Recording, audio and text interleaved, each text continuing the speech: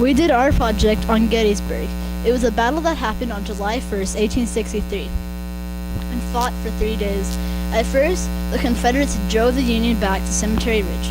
General Lee knew that he had to drive the Union back off the ridge. On July 3rd, he sent George E. Pickett with 15,000 troops to the ridge, and that was known as Pickett's Charge.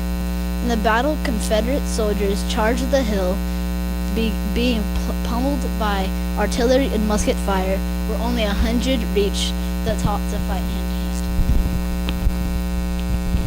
to hand. Following his victory at Chancellorsville, a confident Confederate General Robert E. Lee led his army of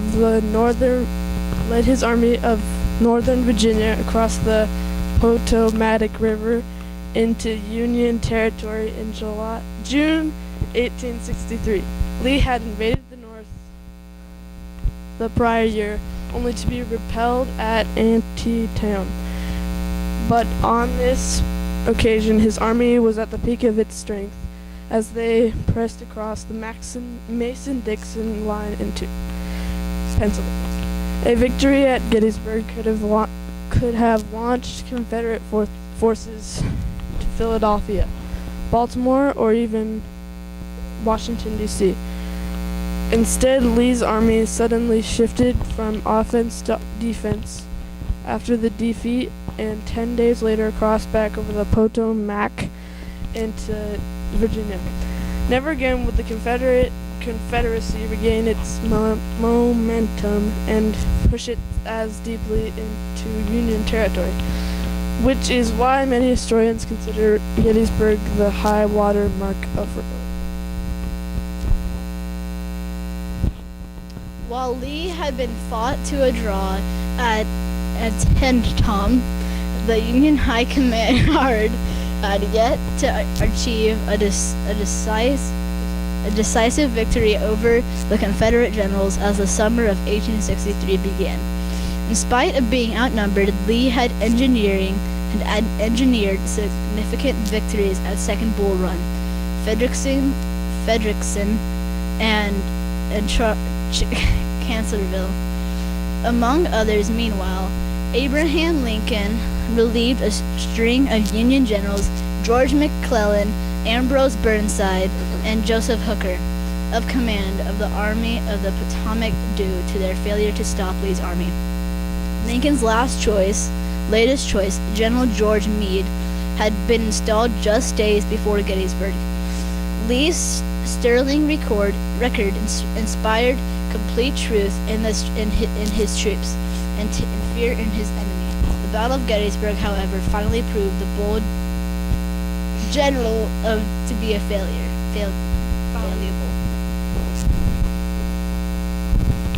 5 days before the start of the Battle of Gettysburg, Confederate President Jefferson Davis dispatched Vice President Alexander Hamilton Stevens to negotiate a prisoner of war exchange with Lincoln under a flag of truce.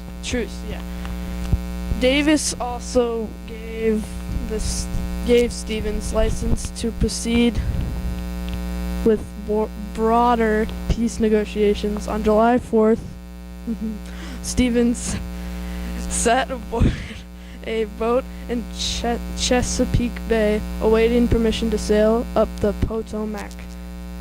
Once news of victory at Gettysburg reached Lincoln, however, he denied the Confederate Vice President request to pass through Union lines to come to Washington, D.C. for negotiations. The spirits of a war-weary North had reached a low ebb at the beginning of the summer of 1863. The Union had endured a string of losses, and now Lee had brought the war to their territory. A loss at Gettysburg could have devastated the Union morale and pressured the Lincoln administration to negotiate a peace that would have resulted in two nations, linked with news of the victory at Vicksburg on July 4th. However, Gettysburg renewed public support for the war. Davis called Gettysburg the most eventful struggle of the war because by it the drooping spirit of the North was revived. Thousands of slaves served in support roles for the army in for the Army of Northern Virginia. And as Lee's army marched north into Pennsylvania, they seized as many as 500 African Americans, some former slaves, some free their entire lives, and brought them back to Virginia to be sold into slavery.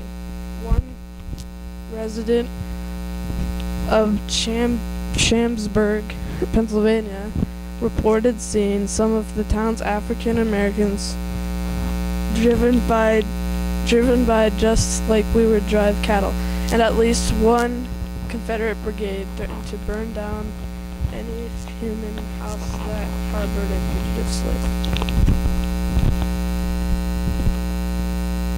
The Battle of Gettysburg address in which Lincoln redefined the Civil War as a struggle of freedom and democracy.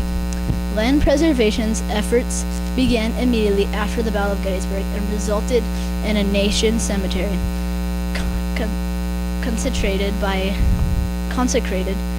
Lincoln and on November 19, 1863, in a mere 272 words, Lincoln's Gettysburg Address recast the war as not merely a struggle to maintain the Union, but as a battle for large human ideals.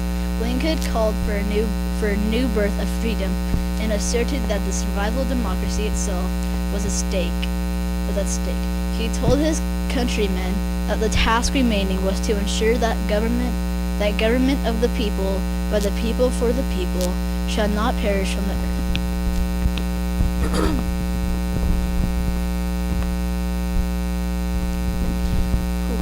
Prior to the Civil War, Gettysburg had been a prosperous village that supported two small colleges. After the battle, however, it would forever be seared by the memories of the slaughter. After the battle, however, I would forever be seared by the memories of the slaughter in the battle's immediate aftermath.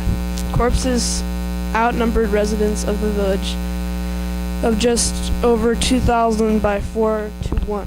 While it took years for the town to recover from the trauma, first pilgrims arrived from days after the guns fell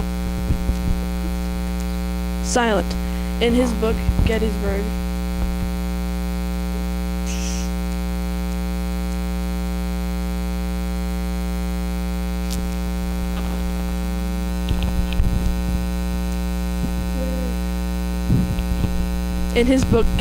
The Last Invasion, Alan C.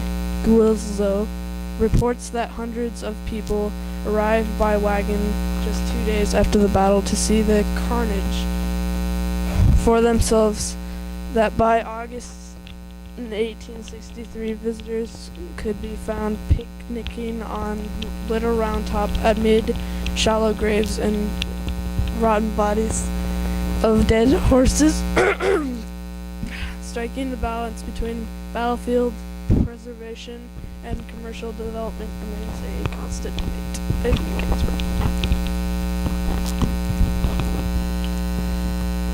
General Robert E. Lee concentrated his full strength against Maj. General George G.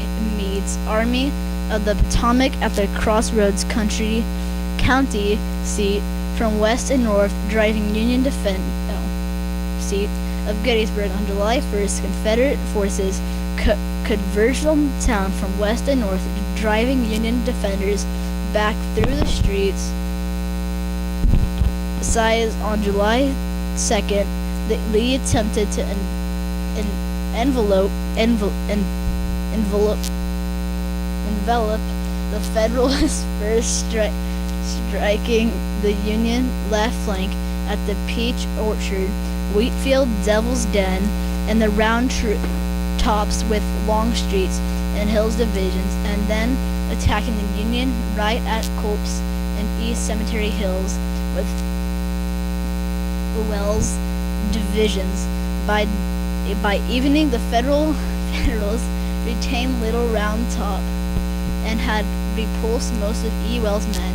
During the morning of July 3rd, the Confederate infantry were driven from their last toehold on Culp's Hill.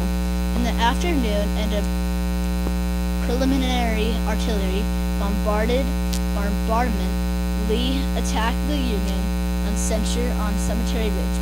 The Pettigrew assault, most popularly Pickett's charge momentarily pierced the attempted to gain the Union rear, but was repulsed on July 4th. Lee began withdrawing his army towards Williamsport on the Potomac River. His train of wounded stretched more than 14 miles. Casey made a cake on the Battle of Cemetery Ridge.